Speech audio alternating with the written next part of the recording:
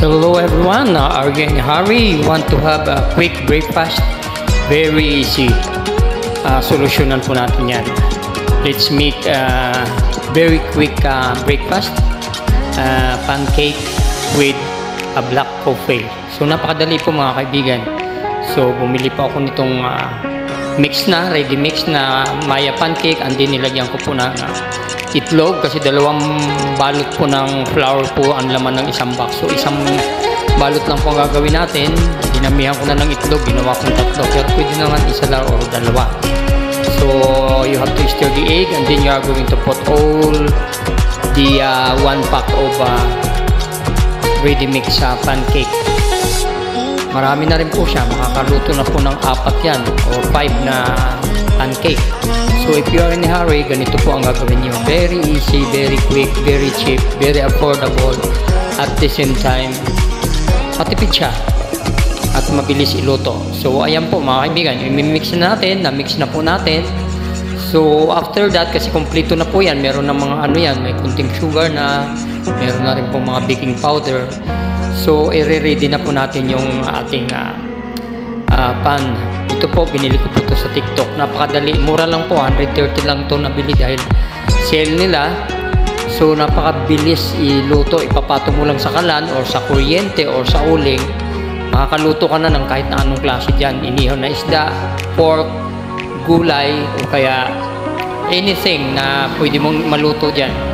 Malapad po siya, parang isang maliit na bilao. So there you are, we're going to put the mix pancake already in just a few minutes. Okay na po yan, babaliktarin na po natin. So napakabilis po mga kaibigan. So talagang very quick, madali po magluto dito mga kaibigan, lalo na kung nagmamadali ka, if you are in a hurry early in the morning. So there you are, we have to turn upside down.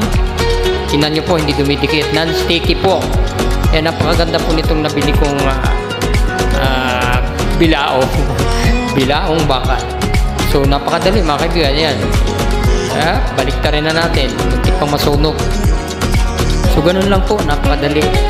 Isang mabilisan na luto. Magkano lang ang inabot ng gastos dyan mga kaibigan? Nasa mga 40 pesos lang, meron ka ng breakfast. Very easy. Kasi pag nagmamadali tayo, ayaw na natin lumabas para bumili pa ng pagkain, ito na lang, magluto tayo sa bahay nito. Kailangan lagi lang tayo may stock para kung tinatamad tayo lumabas, ito na lang ang ating gagawin mga kaibigan. So there you are. Lahat ng ating mga pinupost dito, binavlogs dito ay mga simple na pagkain, simpleng merienda, simpleng ulam, matipid, at the same time nakakaminos tayo, pero healthy po siya.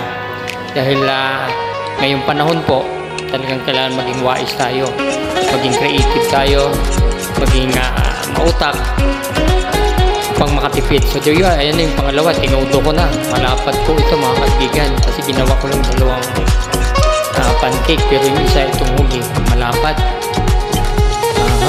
Kaya po ito ng 4 na tao, malapad, parang pizza pie. So there you are mga kaibigan. Maya't maya, babalik ka rin na po natin yan. Okay na, ilang minuto lang, solve na ang ating breakfast with black coffee or tea or milk or anything. So there you are.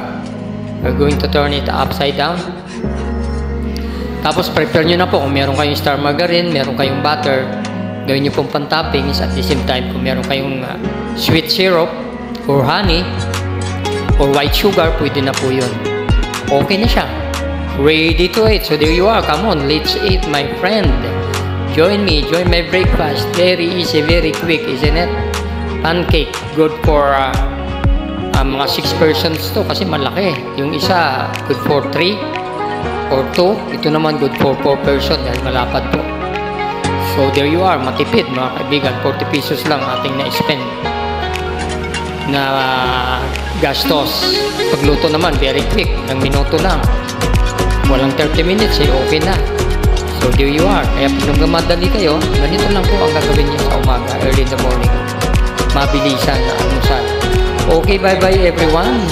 Again, thank you for watching. God bless. At hanggang sa susunod nating mga vlog. Thank you for watching. Don't forget to subscribe, like, and share. Bye-bye.